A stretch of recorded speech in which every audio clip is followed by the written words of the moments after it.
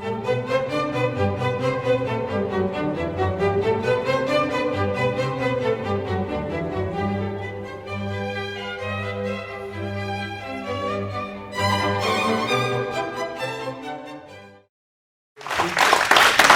que je peux demander à Bernard Casco, le président de la Restauration nationale, de venir nous parler de l'homme de la paix. Après avoir parlé de l'homme de la cité et de la nation, nous allons parler de l'homme de la paix. Et c'est extrêmement important là aussi. Non, prenez celui-là. Pour une fois où il n'y a pas de Larsen. Bien, merci. Bien, chers amis, parmi les griefs les plus graves dont Maurras accabla la Troisième République, figure le triple reproche d'incapacité à sauvegarder la paix, d'incapacité à préparer la guerre ou les guerres, et d'incapacité à rétablir la paix. Ça fait déjà beaucoup. Il faut y adjoindre le pendant de politique intérieure, l'accusation à l'encontre du régime démocratique d'être naturellement diviseur, de créer et de maintenir une ambiance de guerre civile permanente, alors que les nations sont d'abord des amitiés, et la concorde entre Français, un des biens humains les plus précieux. Alors l'espace d'une communication ne permet pas de suivre chronologiquement la pensée et l'action de Maurras en matière de politique étrangère pendant le demi-siècle environ de son activité politique.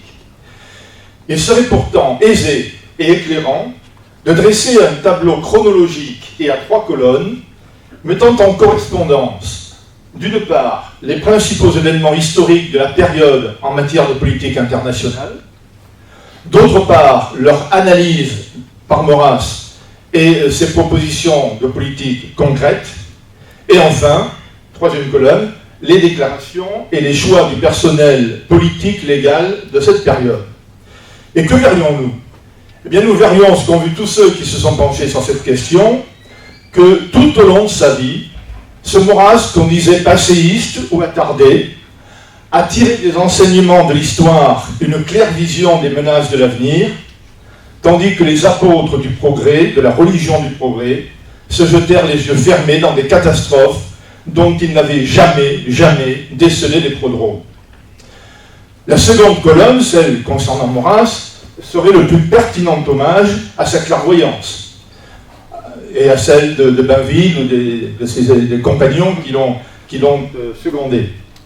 Et la troisième colonne constituerait, elle, le bêtisier, on peut dire, le bêtisier tragique de la Troisième République.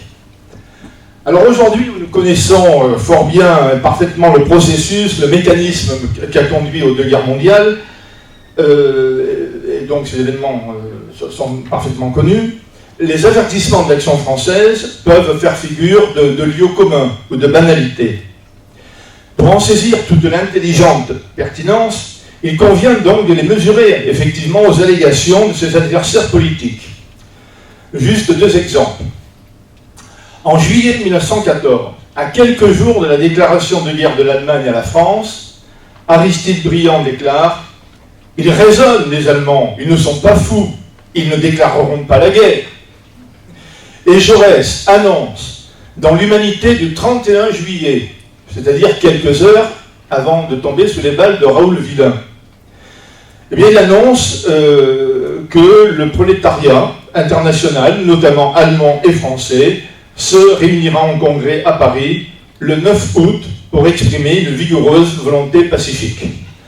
On sait comment la volonté pacifique, le 9 août, les Allemands en donneront leur version. Maurras, au même moment, était, comme vous le savez, on l'a rappelé ce matin, hanté par cette vision des milliers, de dizaines de milliers de jeunes Français couchés froids et sanglants sur leur sol mal défendu. Et il avait déjà publié son magnifique Qui est l'étranger, dénonçant les risques liés à l'impérialisme prussien. Et Léon Daudet avait déjà publié son livre au titre prophétique, L'avant-guerre. Un autre exemple pour l'avant-seconde guerre mondiale. En 1932, alors que Maurras tente d'expliquer que le désarmement est une lubie dangereuse, car il peut toujours exister, dit-il, un chien enragé de l'Europe, formule qui désigna bientôt l'Allemagne hitlérienne sous sa plume, Eh bien, en cette même année 1932, Léon Blum affirme au mois de novembre, c'est-à-dire 2 mois avant qu'Hitler ne soit nommé chancelier, Hitler est désormais exclu du pouvoir, il est même exclu, si je puis dire, de l'espérance du pouvoir. Voilà. Donc la paix fut un souci constant chez Maurras. Sans doute cette préoccupation tient-elle à l'époque où il vécut et où dominaient les questions de politique étrangère, en particulier la question allemande. N'oublions pas que Maurras est de cette génération qui a subi les 3 guerres franco-allemandes. Il naît 2 ans avant la première, celle de 1870, il a 46 ans en 1914 et 72 en 1940. Mais en tout cas, quelle que soit l'importance du contexte historique dans l'origine de cet Angor patrié, celle-ci fut permanente chez Maurras et se manifesta chez lui très tôt. Très tôt, c'est-à-dire au moins depuis 1896, année où il se rend à Athènes, on l'a évoqué ce matin, à l'occasion des premiers Jeux Olympiques. Il y part avec la crainte de constater le triomphe du cosmopolitisme, ce magma-moule idéologique remisant les nations au rayon des produits périmés. Et qu'est-ce qu'il y voit? Tout le contraire. Je cite. « Loin d'étouffer les passions nationales, tout ce faux cosmopolitisme du stade les exaspère. » Alors je vous renvoie au texte même et aux commentaires qu'en a fait Axel Tisserand de ses lettres aux Jeux Olympiques. Je veux seulement ici faire entendre quelques phrases écrites alors par ce jeune homme de 28 ans. Première phrase. « Non, les patries ne sont pas dissociées, la guerre non plus n'est pas morte. Et surtout, nous serions le dernier des peuples si nous avions peur d'avoir peur. Nous serions le dernier des peuples si nous avions peur d'avoir peur. » Alors écrire cela quand on est tout à la joie de découvrir la Grèce, qu'il aimait tant, qu'on se trouve pris par la liesse de rencontres sportives et qu'on n'a pas atteint 30 ans, n'est-ce pas faire preuve à la fois d'une grande maturité politique et d'une surprenante et précoce Angor patrié. Ces réflexions politiques, même brèves, sont d'une étonnante lucidité, car l'avenir lui donna raison. Il se plut d'ailleurs à l'écrire plus tard. Je le cite encore. « Les éclats nationaux du stade d'Athènes m'avaient montré que l'on n'allait pas à la paix. On courait aux guerres nouvelles, on y croulait presque verticalement et par le chemin de velours des démocraties. Cela ne se fit pas attendre. L'année suivante, 1897, guerre turco-grecque, 1898, guerre hispano-américaine, puis guerre des Boers, la guerre russo-japonaise, puis les 2 guerres des Balkans, le reste est trop connu. » Mais le reste, cher ami, c'est pratiquement toute sa vie politique à Maurras. Car de son retour de Grèce, où commencèrent les remous de l'affaire Dreyfus, devenue affaire politique, jusqu'à la Seconde Guerre mondiale, Maurras n'aura de cesse de se mobiliser contre la démission de l'intelligence française dans tous ses errements, tantôt antimilitariste, pacifiste et traître, tantôt idéologique et inopportunément belliciste. Maurras voulut défendre la France, et il le fit avec toute la force de son énergie, de sa culture et de son talent, pendant plus d'un demi-siècle, sans jamais se lasser. Mais Maurras n'a pas écrit un traité de la paix, pas un traité de paix, un traité de la paix. C'est que sa méthode d'analyse politique consistait à partir des situations concrètes, des événements réels, de l'actualité et des faits historiques les mieux établis. Seule une chose importe, disait-il, le vrai. Et dans le domaine des idées, la confusion qui lui paraissait la plus néfaste pour l'action politique était la confusion entre les idées généreuses et les idées vraies. Les idées généreuses ne sont pas forcément des idées vraies. Alors, si vous le voulez, demandons-nous quelles idées vraies Maurras voulut-il servir pour le bien de la France en matière de paix. Au risque de faire un exposé ayant la sécheresse de manuels théoriques, il me semble que toutes ces idées peuvent être regroupées sous 3 affirmations. Première affirmation, la paix n'est pas une fatalité. Il faut y travailler. Deuxième idée, pour la faire, la paix, pour la faire, il faut la force. Et troisième idée, Pour avoir la force, il faut un régime politique fort. Premier principe, la paix n'est pas une fatalité, la paix n'est jamais certaine. Du moins ici-bas. La seule fois où vous allez parler de paix certaine, c'est dans la prière de la fin, on a entendu ce matin, c'est la paix de Dieu. Seigneur, endormez-moi dans votre paix certaine, entre les bras de l'espérance et de l'amour. Mais Maurras, homme de la politique, s'est occupé du salut temporel des sociétés, spécialement de la société française. Alors pour lui, c'est justement parce que la paix est un des biens les plus précieux qu'il ne faut pas se contenter de la vouloir, de la souhaiter, même de l'aimer. D'ailleurs, on peut aimer mal, ou de la croire naturelle, ce qu'elle n'est pas. Les bonnes intentions ne suffisent pas au maintien de la paix, elle ne se fait pas toute seule, il faut y travailler, car la paix est, dit-il, le fruit de la volonté et le chef-d'œuvre de l'art politique. Le chef-d'œuvre de l'art politique. Pour bien y travailler, donc, il convient d'abord de se garder des nuées, des chimères, pour reprendre la terminologie de Maurras. Des chimères qui la menacent. Et d'abord des idées fausses, fussent-elles généreuses. Plus d'armée, plus de guerre, plus de pompiers, plus d'incendies, plus d'hôpitaux, plus de maladies. Tout ça, ce sont des idées généreuses. Généreuses, mais fausses. Et donc, tragiquement et dangereusement absurdes.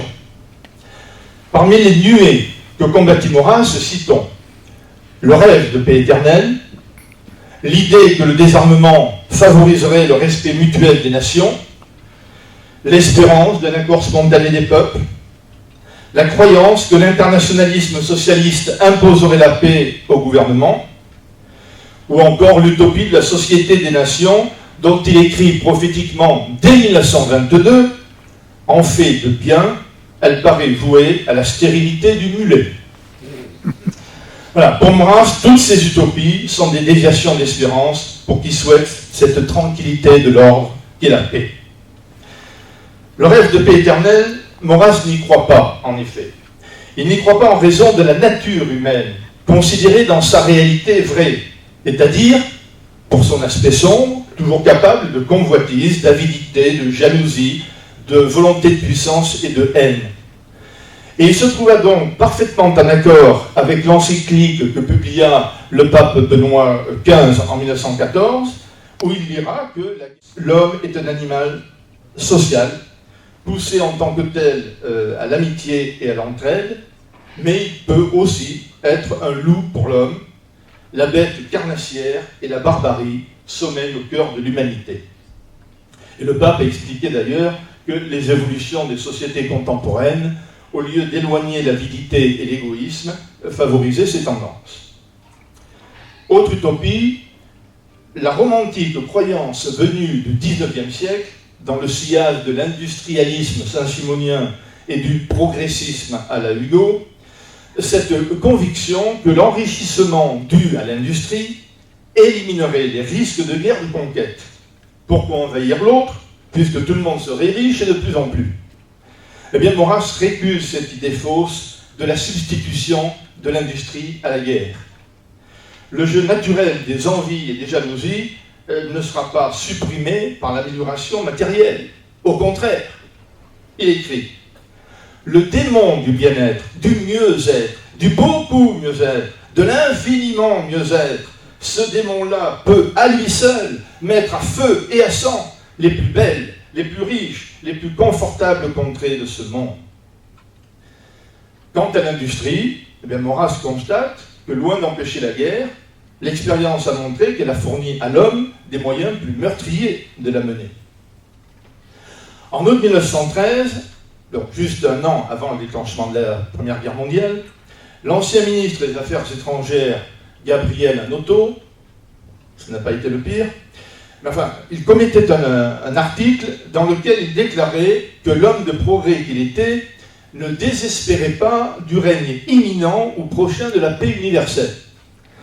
Maurras lui répondit en énumérant d'abord un certain nombre de progrès scientifiques et techniques dont sa génération a pu s'émerveiller. Progrès médicaux, électricité, automobiles, dirigeables, avions.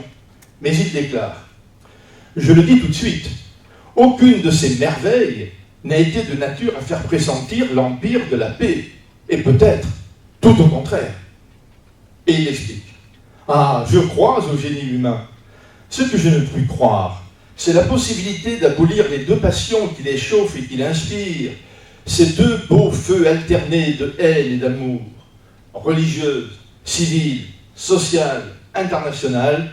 La guerre est destinée à vivre autant que les hommes. Autrement dit, les guerres seront toujours possibles, car les passions qui y mènent sont inhérentes à la nature humaine.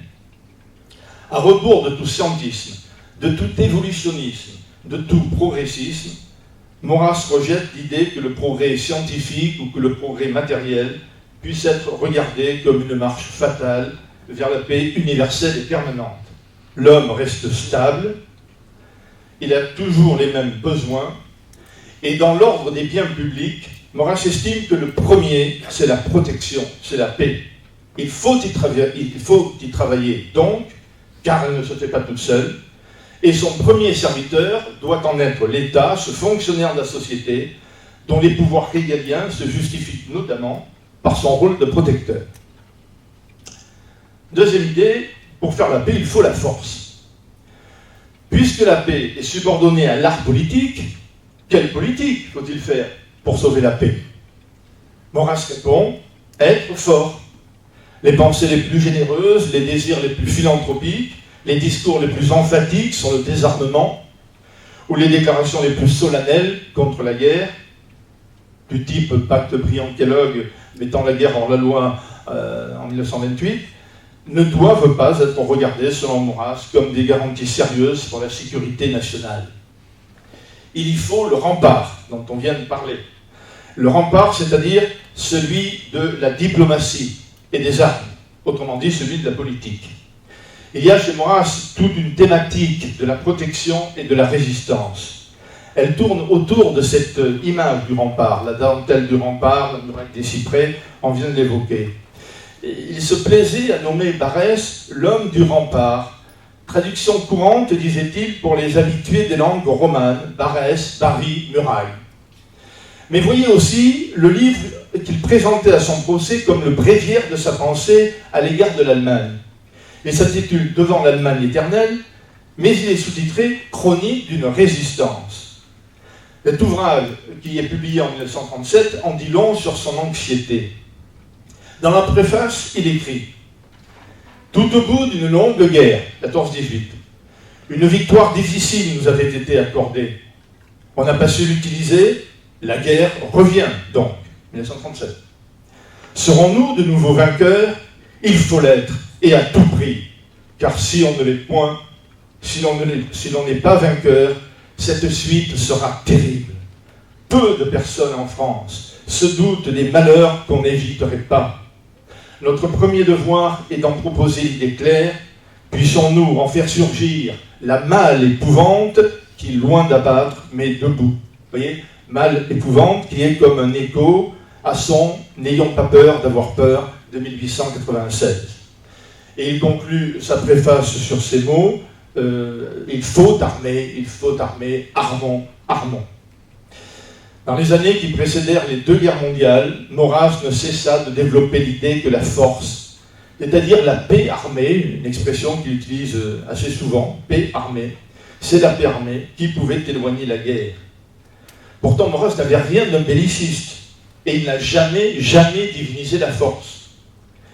Qu'était pour lui ce concept de paix armée? Eh bien, c'est tout simplement, tout réalistement, la réponse au militarisme allemand qui plaçait la France en situation d'infériorité.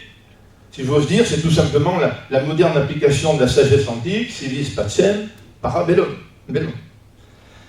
À la politique du désarmement faiseuse de guerre, Maurras oppose, je le cite, la politique de l'armement faiseuse de paix. Il a explicité de façon très claire, à de multiples reprises, avant chacune des deux guerres mondiales. Ainsi, en février 1938, pas de guerre, c'est le principe que l'action française a gravé à l'une des pointes de son rocher. Mais sur l'autre, il y a armons. On ne peut éviter la guerre que si l'on se soustrait aux conditions et aux conséquences de la faiblesse. On n'échappe à la guerre que si l'on possède le moyen réel de la soutenir et d'imposer à n'importe quel agresseur des répliques telles que l'opération lui paraisse grever de trop de risques et de mauvais coups. Avant 1914, comme après 1918, il multiplia les avertissements afin que soient constituées des forces françaises assez dissuasives pour que soit prévenu tout désastre militaire. Pour Maurras, la question décisive pour le maintien de la paix, c'est donc celle du rapport de force. C'est pourquoi, encore une fois, il parle de paix armée, ou aussi, notre expression, de paix d'équilibre. D'où son combat contre les socialistes, qui derrière Jaurès criaient à la folie des armements, c'était leur expression, la folie des armements, et refusaient de voter les crédits militaires qu'ils appelaient, les socialistes, crédits de ferraille. C'est ainsi que de 1900 à 1913, les crédits matériels militaires ne cessèrent d'être réduits en France, tandis qu'ils augmentaient en Allemagne. À ces rêveurs de la paix par le désarmement, Maurras répondait qu'on ne fera rien d'efficace pour sauver la paix sans la force armée, car c'est la faiblesse qui attire l'attaque, comme la force qui peut la dissuader. D'où l'apparent paradoxe qu'il formulait ainsi: le désarmement fait naître le danger de guerre. L'armement sérieux et redouté, maintient et scelle la paix. Derrière de telles formules, on mesure non bien sûr une sorte de fanatisme des armes chez Maurras, ni un quelconque éloge de la guerre, mais une réelle anxiété devant le risque de guerre que l'esprit pacifiste empêchait, ou du moins freinait, de conjurer. Ces appels aux armements étaient le contraire d'un appel aux armes. Au rhéteur optimiste qui célébrait cet avènement de la paix universelle dans de beaux discours truffés des beaux mots de justice et de sagesse, il rappelait que pour être tout à fait vertueux, il faudrait aussi pratiquer les vertus de prudence et de force. Et à ceux qui s'auto-proclamaient amoureux de la paix, il rétorquait, je cite, « C'est parce que nous sommes 1 million de fois plus amoureux de paix que vous ne pouvez l'être, qu'il nous paraît indispensable d'élever de solides barrières et de fermes remparts. » Maurras avait aussi prévenu les pacifistes d'une autre monstrueuse irréalité, leur conviction que l'internationale socialiste empêcherait la guerre, déclencherait la grève générale, qui s'opposerait et empêcherait les gouvernements de déclencher la guerre, etc. Bien, vous savez, les événements allaient donner tort à Jaurès et raison à Maurras. En 1914, les Allemands, les sociodémocrates allemands compris, comme les socialistes français, partirent faire leur devoir patriotique. En revanche, à cette faillite de la Seconde Internationale, Maurras opposa le rôle réel que pouvait jouer une autre internationale dans le retour de la paix. Et cette autre internationale, c'est l'Église. D'une part, parce qu'elle restait, en cette période de guerre, le seul îlot de pure humanité que puisse montrer la planète. Le seul îlot de pure humanité que puisse montrer la planète. Mais surtout parce qu'elle est la seule internationale vivante dont l'esprit soit universel. C'est dès 1914 que Maurras créa sa célèbre formule « L'Église, seule internationale qui tienne ». Il faut être fou, écrit-il. Il faut être fou pour rêver de paix entre les peuples par une organisation internationale en négligeant la seule puissance organisée qui soit douée de quelque internationalité véritable. Voilà. Et pendant toute la guerre, il fut une des seules personnalités à défendre le clergé français. La seule ? La seule, oui, peut-être, oui. À défendre pas, parce que le clergé français ne défendait pas. Ah non. Même Sertillange. Oui, Sertillange l'a dit, on ne peut pas vous suivre. Là. C'est ça. À la chaire de Notre-Dame. Oui. Le seul à défendre le pape, c'était Maurras, qui sera condamné par le pape. Allez. Ça, c'est les contradictions de l'histoire. C'est les paradoxes. Et qui valut d'ailleurs. Et moi, c'est des choses qui me font bondir. Oui, j'ai senti. Voilà. Et le cardinal Andrieux, cardinal de mon diocèse de Bordeaux, l'avait félicité pour ça, pour cette défense. Bien. Voilà. Après la victoire en 1918, Maurras batailla pour que cette victoire ne soit pas sabotée. Lui et Bainville dénoncèrent les trop pauvres garanties du traité de Versailles, le mauvais traité, et ils multiplièrent ensuite les mises en garde contre les abandons successifs en particulier en ce qui concerne la Rhénanie. Voilà, ils protestèrent contre tout ce qui rendait faible la France et faisait redevenir forte l'Allemagne. Troisième idée, pour avoir la force, il faut un régime fort. Alors là, je passe très vite sur le troisième axe, pourtant essentiel. Voilà, je passe très vite. Maurras, vous savez, vous voyez dans la monarchie le régime politique puissant et sage, nécessaire à servir la paix. L'indépendance à l'égard de tous les intérêts particuliers et partisans rend le pouvoir royal capable de servir le pays en ne tenant compte que de son intérêt supérieur, auquel le pouvoir royal est d'ailleurs lié. Elle le délivre de tout calcul démagogique. Sa durée lui donne de l'efficacité dans l'action. Son caractère non idéologique lui procure cette aptitude à n'écouter que les leçons de l'expérience et le bon sens, bref, tout ce qui a manqué au gouvernement de la Troisième République. Voilà. Ainsi, Maurras ne fut pas un théoricien de la paix. Il fut un homme d'action au service de la paix et en quelque sorte immergé dans le contingent. Ses analyses et son action étaient toujours en correspondance avec les réalités concrètes.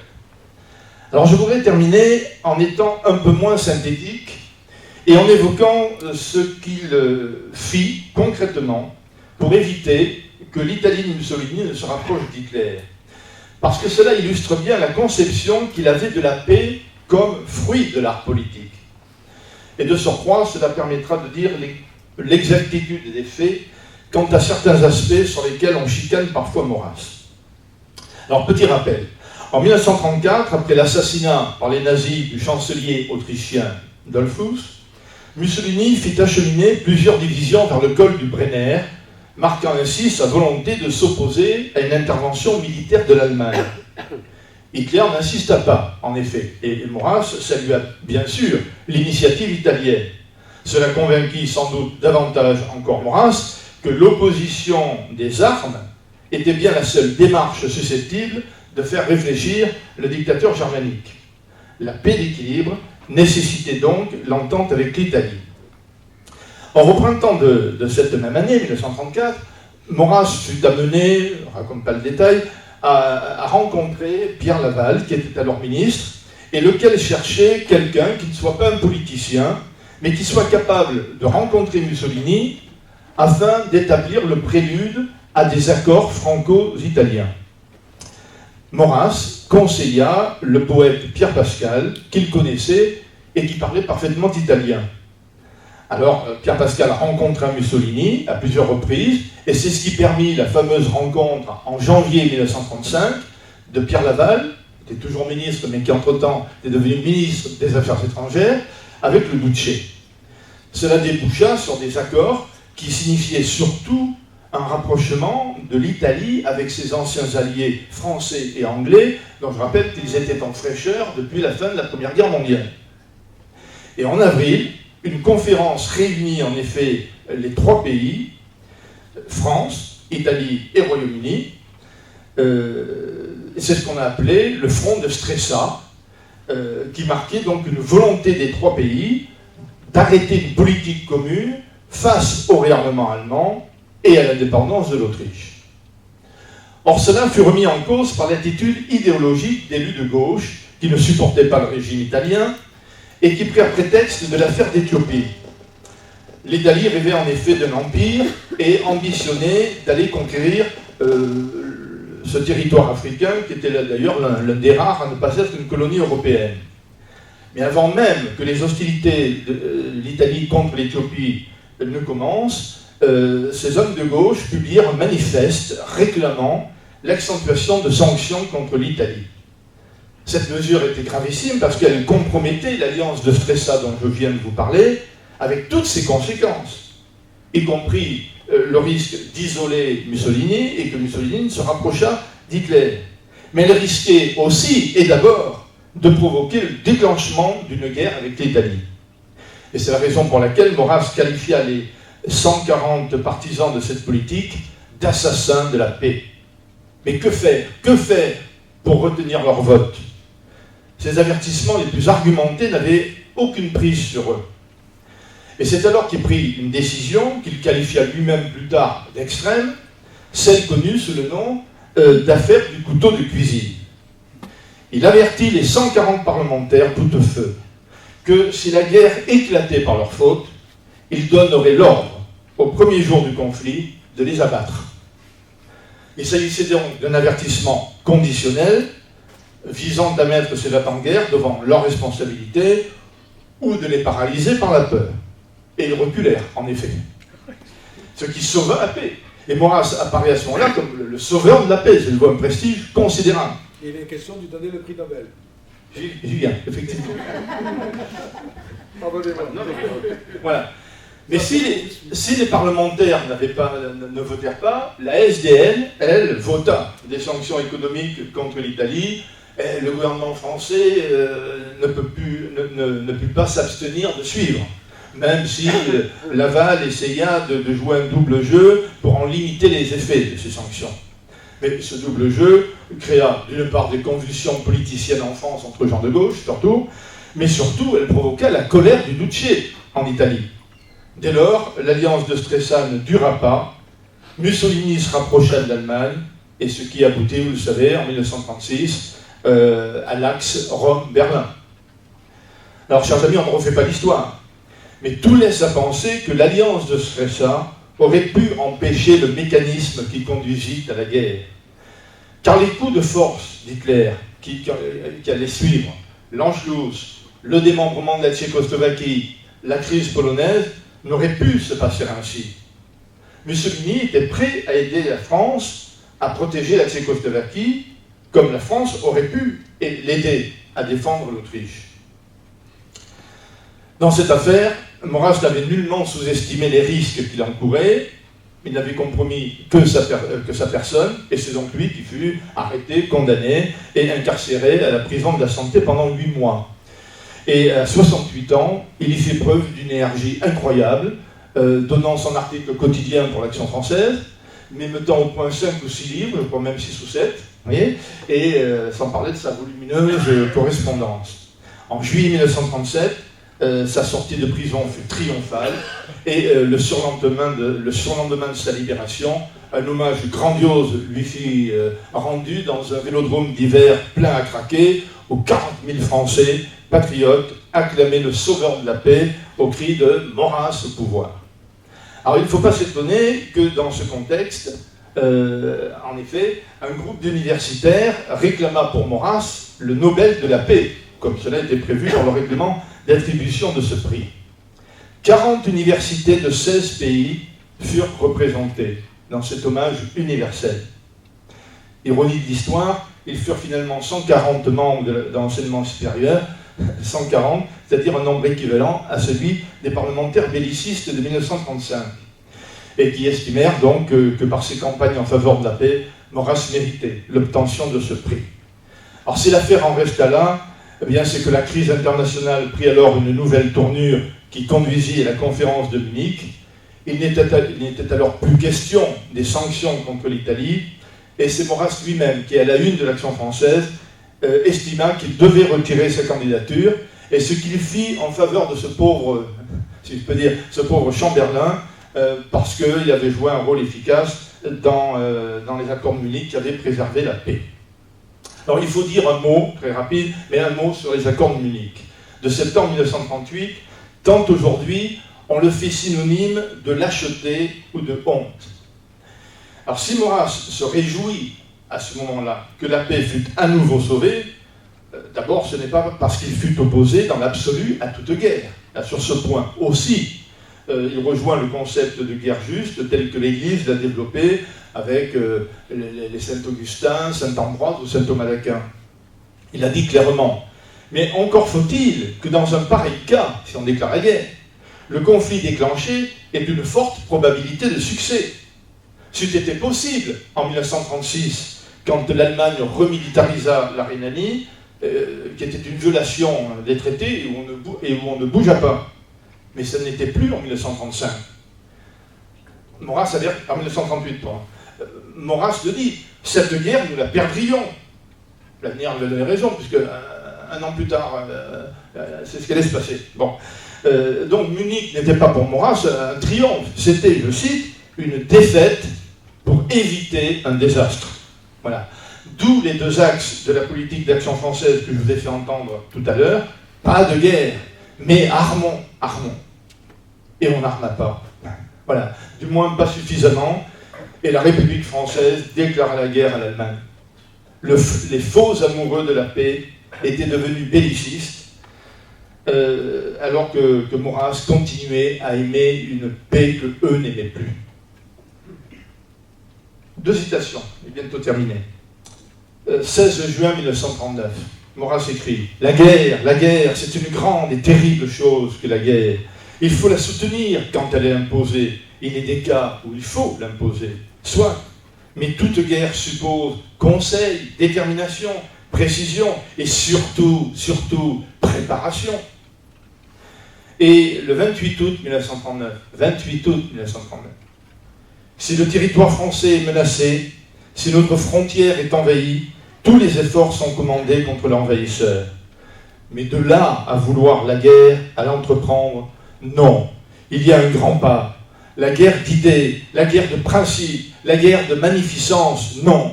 Cela dépasse trop ce qui nous reste de moyens. Maurras avait raison, les moyens dont disposait la France n'empêchèrent pas le désastre. On allait le voir très vite. En 1945, Maurras écrira, sans doute avec un peu d'amertume et beaucoup de tristesse, « J'ai tout tenté pour éloigner des lèvres de la France l'amer calice de la guerre. J'ai tout tenté. » Alors, certains pourraient dire tout, vraiment. Ces vieux ennemis démocrates chrétiens pourraient encore lui chicaner ou pharisianer en lui faisant le grief d'avoir omis le recours de la prière. Eh bien, on pourrait leur répondre beaucoup de choses, dont certaines ne seraient pas forcément agréables, mais je dirais seulement qu'il n'est pas sûr que même sur ce point, il n'ait pas tort. Juste un témoignage.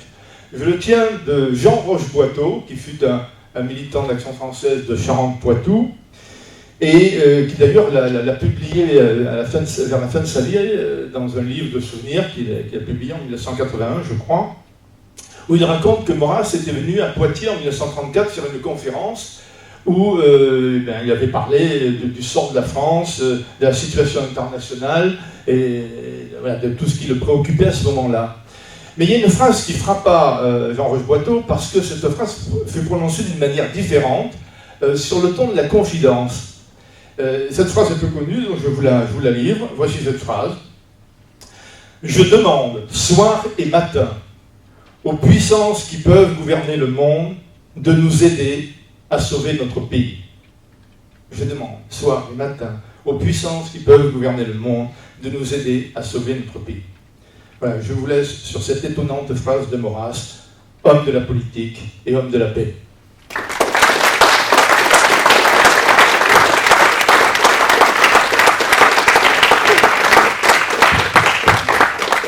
Merci infiniment Bernard. C'est un exposé extrêmement complet. Alors pour vous rassurer, ces actes paraîtront dans la Nouvelle Revue Universelle cet été. Et je pense que nos amis de la Faute à Rousseau s'arrangeront également pour qu'ils soient sur le site de la Faute à Rousseau.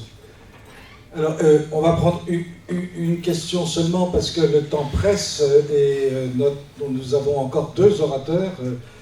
Une question à poser à Bernard Pascot. Moi, j'étais enchanté. Je ne veux pas faire un commentaire de ce qu'il a dit, tellement c'est absolument passionnant.